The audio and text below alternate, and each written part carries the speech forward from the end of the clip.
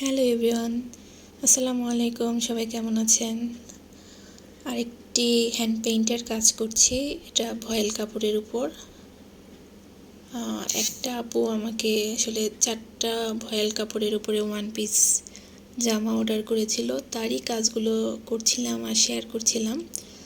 তো সেরকমই একটি কাজ করছি। কালার কাপড়ে আসলে সব ফুল ফুটতো না, তাই অনেক চিন্তা ভাবনা করে আমি বুঝলাম যে এখানে সাদা ফুলটাই ফুটবে। তারপরে করার পরে বেশ ভালোই লাগছে। আমার সব কাজ করে কিছু কিছু কাজ আছে করার পরে ভালোই লাগে না, কিন্তু আবার কিছু কিছু কাজ আছে করার পরে নিজে খুব তৃপ্তি পাই, এটা সেরকম একটি কাজ। এই কালার কাপড়ের উপরে এই ফুলটা বেশ ভালো ফুটেছে। হ্যান্ড পেইন্টের একটা কমন প্রশ্ন থাকে, সবাই বলেন যে রং উঠে যাবে কি না। প্রথম প্রশ্নটা এটা থাকে, আসলে এই রঙগুলো উঠবে না। এখানে রং যদি উঠে যায় তাহলে আর কাজ করে কী লাভ। তো এটা একদম রেগুলার জামার মতোই রাফ ইউজ করা যাবে, তবে একটু যত্ন করে তো রাখতেই হবে।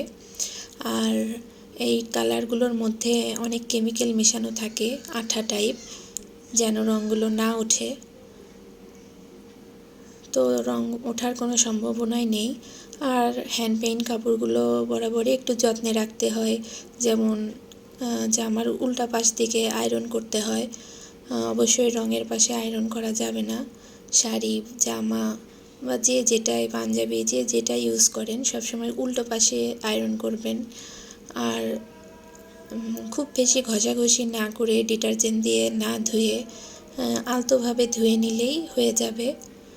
তবে যে খুব বেশি ঘষাঘষি করলে যে কালার উঠবে তাও না, কিন্তু যে কোনো জিনিসই ডিটারজেন্ট দিয়ে খুব বেশি ঘষাঘষি করলে আমাদের নতুন কাপড়ও ড্যামেজ হয়ে যায়।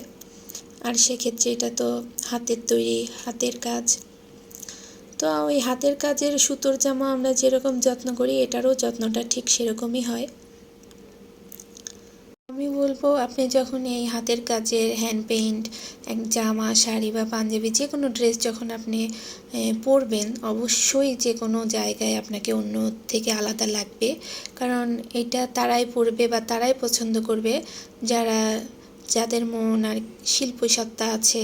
বাঙালির পোশাক শিল্পের মধ্যে অন্যতম একটা জায়গা দখল করে আছে হ্যান্ড পেইন্টের পোশাক। কারণ হ্যান্ড পেইন্ট শুধুমাত্র একটি পোশাক নয়, এটা যেন শিল্পের, হাতের কারুকার্যপূর্ণ বৈচিত্র্যময় শিল্পের সমাহার। সবাই ভালো থাকবেন। ভিডিওটা কেমন লাগলো জানাবেন। টাটা।